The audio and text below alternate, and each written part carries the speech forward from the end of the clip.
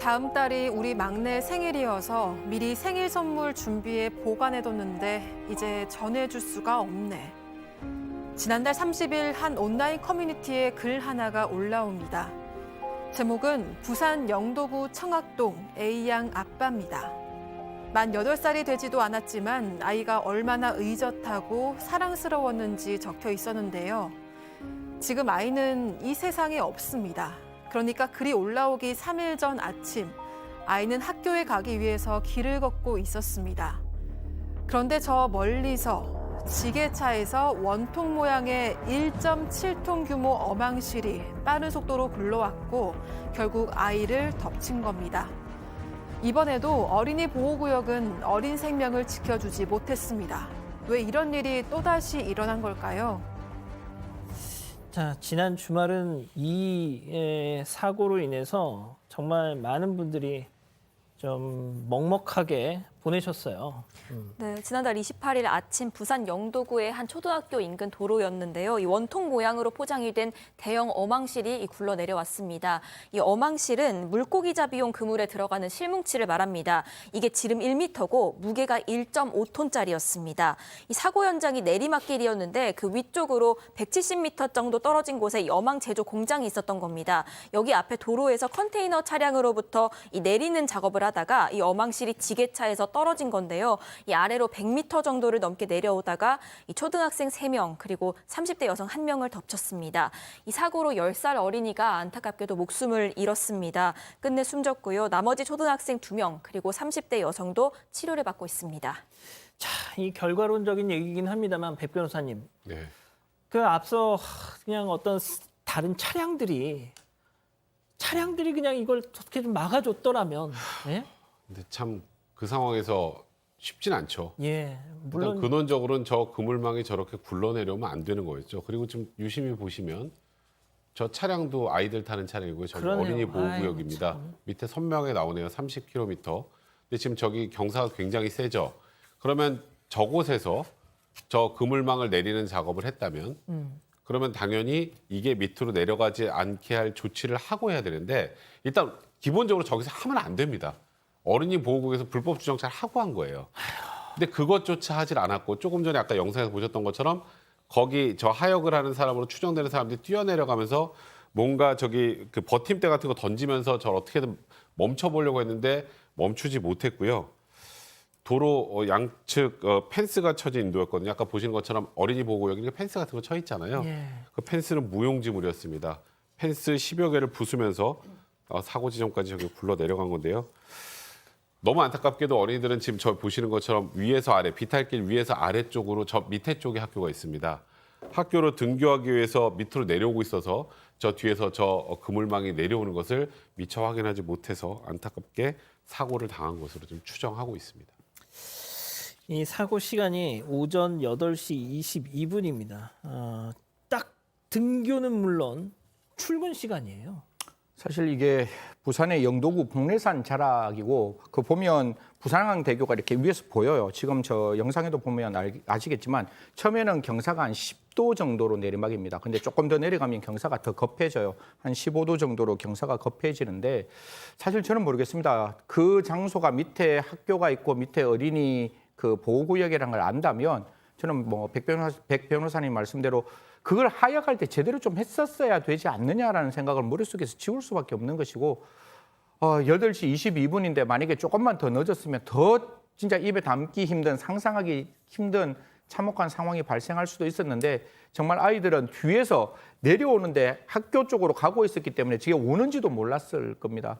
그런 사고가 발생했다는 점이 정말 마음이 아프고 사실 1.7톤의 저 어망실이 내려왔다면 어린이 보호구의 펜스도 제가 봤을 때는 종이 조각 끝이 무너지지 않았을까 그렇게 말씀드리겠습니다.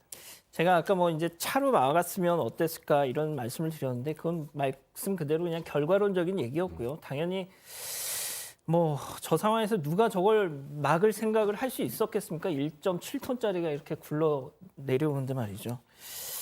자, 지금까지 경찰 수사는 어떻게 진행이 되고 있습니까? 네, 일단 하역 작업을 한 지게차 기사 한 명은 입건이 된 상태고요. 지금 두 분이 얘기하신 것들을 경찰이 다 들여다보고 있습니다. 일단 공장 측의 과실 여부를 보고 있는데요. 어린이 보호구역에서 불법 하역 여부를 보고 있고, 그다음에 안전조치 의무 위반이 있는가도 보고 있습니다.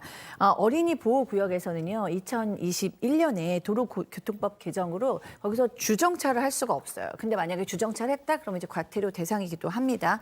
또 공장 측이 화물 이탈 그 방지 조치를 충분히 했는가? 저렇게 하역을 할 때는 버팀대나 쐐기나 이런 거로 좀 안전장치를 해야 되는데 지금 그것도 안 한 것 같아 보이기 때문에 경찰이 이 부분 자세하게 들여다보고 있다고 합니다. 예, 세 번째 사고 체크포인트 짚어보죠. 얼마나 아팠을까? 이게 무슨 얘기냐면요. 이 숨진 아이의 아버님으로 추정되는 어떤 분이 어제 한 온라인 커뮤니티에 야, 이거 진짜 저도 눈물 나더라고요, 진짜. 네, 심경을 적은 글을 올렸는데요. 부산 영도구 청학동 A양 아빠라는 제목의 글이었습니다. 우리 아이에 대해 기억하고 싶어서 이 글을 적는다라고 시작을 하셨습니다. 이 글에서 스쿨존 사고를 보면서 뉴스에 나오는 다른 사람 일로만 생각했는데 이런 일이 우리 가족에게도 생길 수가 있구나. 지금도 실감이 나지가 않는다라고 적었습니다. 사고 당시 상황에 대해서도 좀 묘사를 했는데요. 다른 사람 챙기는 걸 너무 좋아하는 우리 아이는 사고 당일에 모르는 작은 아이와 손을 잡고 등교하더라라면서 기자로 보니까 같은 아파트에 사는 학교 동생이던데 그 아이는 경상이라 다행이다라고 적었습니다. 그러면서 적재물이 우리 아이를 집어삼켜서 전혀 보이지 않는 상태였고 심폐소생술이 소용없는 장기 파열로 사망했다고 적었습니다. 그러니까 이 스쿨존 사고가 다른 사람의 일이라고만 생각했는데 이런 일이 우리 가족에게도 생각할 수 있구나.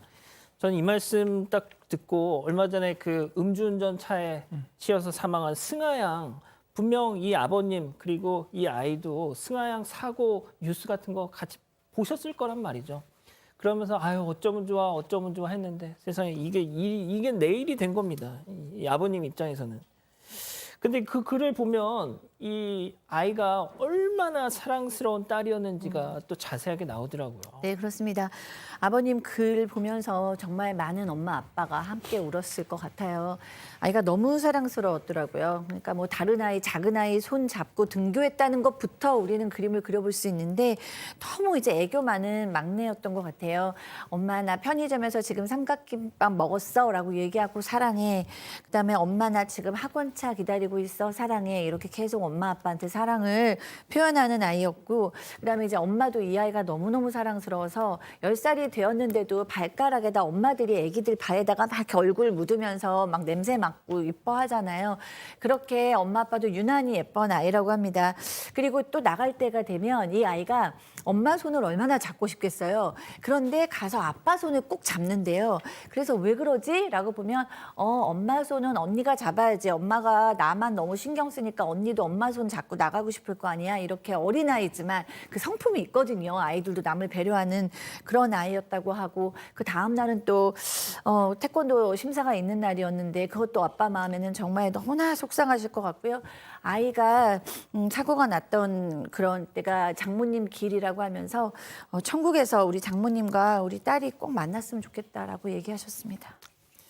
자, 그런데 지난해에도 이 스쿨존, 그러니까 어린이 보호구역에서 큰 사고가 또 있었다면서요? 네, 작년 7월에 16톤 정화조 차량 사고가 있었는데 중앙선을 넘어서 뭐 가로등, 전봇대 들이받고 이제 차량에 불이 났습니다. 그래서 그 당시에 이제 안타깝게도 운전자가 현장에서 사망했던 사고였는데 같은 장소라는 거죠? 맞습니다. 근데 그때 사고를 유심히 보시면 아까 봤던 노란색 안전 펜스가 없습니다.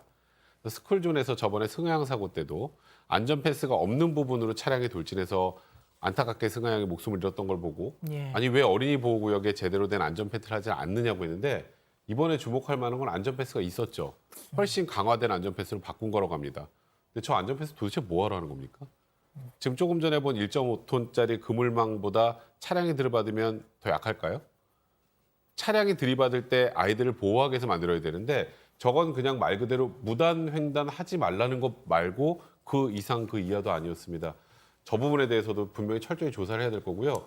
스쿨존에서 아이들을 보호하기 위해서 만들어놓은 안전 펜스가 무슨 안전을 지키는 겁니까, 저게? 예, 만일 작업자들이 안전에 더 신경을 썼더라면, 이 도로의 안전 펜스가 튼튼했다면, 저 초등학생의 등굣길이 이 악몽의 현장이 되지는 않았을 거라는 또 승현님, 네. 결과론적인 후회만 듭니다. 예. 사실 저는 모르겠습니다. 이게 그 하역하시는 그 작업자들에게 꼭 말씀드리고 싶은 거는 분명히 알고 있었던 장소잖아요. 이게 경사가 10도, 15도로 내려갔다면 그 장소에서 조금이라도 안전하게 했었어야 되는데 그 안전 불감증이 있었기 때문에 그 부분에 대한 책임 있으면 반드시 책임 물어야 한다라는 말씀 드리겠습니다. 알겠습니다. 세 번째 사건 이렇게 정리하고요. 가족 여러분, 잊지 마시고 구독과 좋아요, 알림 설정 여기.